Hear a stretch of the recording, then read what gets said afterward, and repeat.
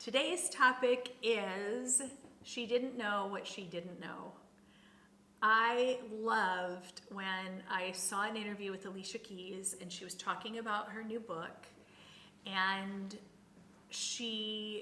one of the things that she said that to me was so profound is that she didn't know what she didn't know.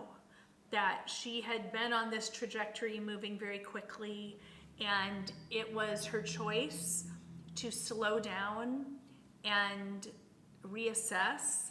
And I don't know if the book became before that or it came because it was part of the book, but it doesn't really matter. It's irrelevant. I love that she said that she didn't know that she didn't know, and that when she took the time, she learned a lot. And that's how I have been looking at this quarantine from day one. We're on day 57, and we have made the decision, I don't even know on what day, that we were going to use this and work on a project that honestly has evolved and unfolded as we have been going, and I'm really thankful for that. But in the midst of it, it has really helped me hone in on that idea of she didn't know what she didn't know. I have a friend who is a quintessential New Yorker, and I'll never forget one day having a conversation with him, and he told me that he hates self-help books. Well, first of all, I never put books into the category of self-help. I don't know. It's conflicting to me, but I do like reading books that probably fall into that category to one degree or another. And I love that I am an avid reader. I have determined to be a lifelong learner. That's why podcasts and books and masterclass and all those things are so valuable to me, because I love personal development. And I really feel that you can see the people who don't carve part of that into their lives, that determination to know what you don't know, to find out. I Googled, because I was so curious, I just Googled and nobody likes a know-it-all, and it was like 200 million things that came up. I was like, wow, nobody really does like a know-it-all, because really, none of us know it all. And as we've taken this time to really assess, a 25-year career in working with models, aspiring models, working in the fashion world, working in the various aspects of what we are blessed to be able to work with, and to be able to stop and go, what was it that made it harder for some people? And I truly believe that a huge part of it is those that aren't teachable, not being teachable. I, with every fabric of my being, want to always believe that I am teachable. And if I ever feel like I'm not, I want to be called on it. I think that's one of the things that I love about my relationship with Jeff, is that we have the ability to say to each other when one of us isn't being open or not thinking of what can be different or how can we do this. And I think because of that, we just have this mutual respect. And sometimes if it doesn't happen instantly, it'll eventually happen. This weekend, we were trying to think right before I started this, and neither of us can remember who was saying it, but I don't know if it was an interview on television or what, but there was a woman talking about that if you don't work to learn and expand your mind and read and educate yourself, that it becomes incestuous, meaning that in that circle of maybe who the bubble of people that are in your life, if you're only learning from the people that are around you, that is a very dangerous place to be. We can backtrack, hindsight's 2020, and we can look back to certain groups of models in the sense of if we have 3 or 4 models that are kind of launching at the same time, we've witnessed through the years that just like in anything, kind of the cream rises to the top, and that there'll be that certain kind of mindset of models that will start listening and talking to each other, and then if it gets kind of negative or, you know, I don't like this or this isn't working for me, that it can literally take you out of the game. Literally. And it's in our document to all of our models, one of the things that we say to them, because I think it's so important, is the last person that they should be taking advice from is other models. Now, I say this with all due respect, but if a model has been modeling a year or 2 or even 3, while they are learning a lot and everybody's journey is different, at the end of the day, the people who've been doing this for 20 years may know a little bit more. And that's why you have to listen to people and be teachable and learn from people who are ahead of you in that aspect. I don't know about you, but we're in love with The Last Dance on ESPN. Such a fascinating documentary series about Michael Jordan, but beyond that, the team, the dynamic, the coaching, I mean, you just learn so much, even if it has nothing to do with basketball and everything to do with commitment and being teachable and learning and surrounding yourself with like-minded people who are all trying to work to the same level. I just think it's really valuable. I love this too. When I Googled the nobody likes a know-it-all, this came up on one of the things that I read. If you think you know everything, you'll never learn anything. Yes. Stubbornness, inability to be open, inability to allow people to speak into your lives, the lack of ability to be corrected.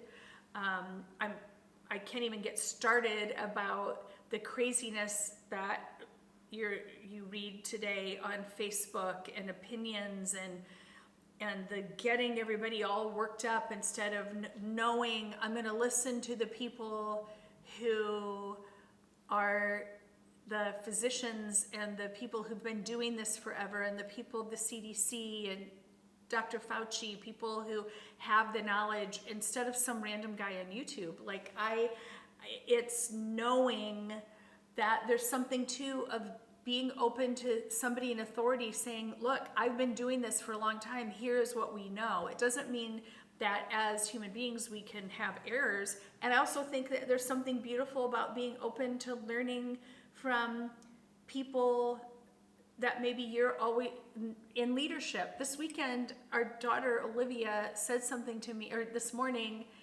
that afterwards I said, I'm so thankful you said that to me because I just learned from you. I learned from her. Our other daughter Tiana was talking the past couple weeks, we were talking about the fact that she's a very successful dancer for a decade, traveling with the top tours on all the award shows. She performed at the Olympics. She was in all the music videos. Like, she really had an incredible dance career. And randomly on a phone conversation, I was sitting at my desk and she said, you know what, Mom? I think that what the difference was is I knew what voices to listen to. I'm like, there you go. And in order to keep growing, in order to find out what you don't know, you have to be open to learning. This weekend I watched a great message from Christine Kane, one of my absolute all-time favorites, as far as leadership and what she's done in this life. And she's passionate and fiery, and I love everything about her in that sense. And I loved that what she was teaching on was what she had learned in containment, is how she referred to it. This is a woman who travels the globe all the time. So knowledgeable, so wise, accomplished, and what she was talking about is what she had learned in containment. I love the quote too, when you're ready to learn, the teacher appears. Have you heard somebody say something and it kind of went in one ear and out the other because you weren't necessarily ready to receive it, but then all of a sudden you change your view, you change your lens, and you realize, wait, I need to hear what you say. You have a lot to teach me. I'm thankful that we've had a mentor who's been in the modeling industry for a decade before we ever even got started, and what we learned from him. I love the spiritual mentors that we learned from. I love learning and creating an environment where it's really a vital part of growth. I love that we've challenged ourselves to travel and to know what we learned last season at Fashion Week was great for last Fashion Week, but now we need to learn this. The whole wide world has turned upside down in the sense of we don't know how things are going to be moving forward. We don't know what's next. And so the value of you really saying, okay, I need to pivot. I need to think differently. I love seeing the restaurant community rally around and say, hey, I know what we know, but now we need to learn something new. And rallying the troops and coming together and saying, this is quote unquote the new normal. That is where we're at. Everything is changing and there's always something new to learn. During this quarantine, I did 2 teleconferences. One was the Rise Live with Rachel Hollis. I love that they said that they would never do a virtual conference because they felt like it was so important, the energy of the room, and that's part of what their brand was, and I totally get it. But when push came to shove, they had to say, you know what, we can't do that right now.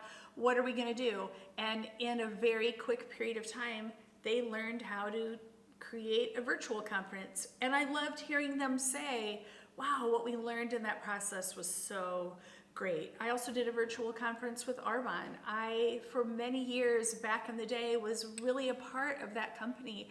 It was foundational to who I was, and it was really wonderful to plug back in, to reignite my love for the products, to remind myself of how the leadership in that organization and why I look up to it. And it was a day of just learning new things. I think the key is, and I don't know where I heard this, it was a couple years back, or maybe I've heard it multiple times, you're never supposed to believe the never or forever lies. Never. We can never say never. If you would have told me, I said this to Jeff the other day, if you would have told me in January that this is where we would be in May, I wouldn't have believed it. That could never happen. Or the forever, this is how it's always going to be. I remember thinking at different seasons in our business, we're set, this is good, this is how it's going to be. And then the rug was pulled out from under us and we're like, okay, never mind. It's time to rethink. It's time to learn something new. It's time to adjust our sails. That is how you navigate in this life and become adaptable and keep learning. At the end of the day, that's the most important thing. Keep learning. I love Maya Angelou. I've read many of her books. I love every interview I can get my hands on, because not only just her wisdom, but her manner of speaking and her confidence. I have goosebumps talking about her. I just think the impact that her life will resonate until the end of time. Her wisdom was so profound. And I always had heard that the quote, then when you know better, you do better. So in the beginning, how we did the business, we shifted it. And the way that I would always go, when we knew better, we did better. But I just learned when I Googled it that the whole quote is, do your best, do the best you can until you know better. And then when you know better, do better. So we could only do the best we can to the way in which how much we know. That's why we have to be teachable, to want to learn, to set the criteria, to learn from other people and to gain their wisdom. And I'm telling you, once you get in that mindset, the thirst for knowledge never ends, and it can lead you to places that you never thought you could go. Thank you for listening.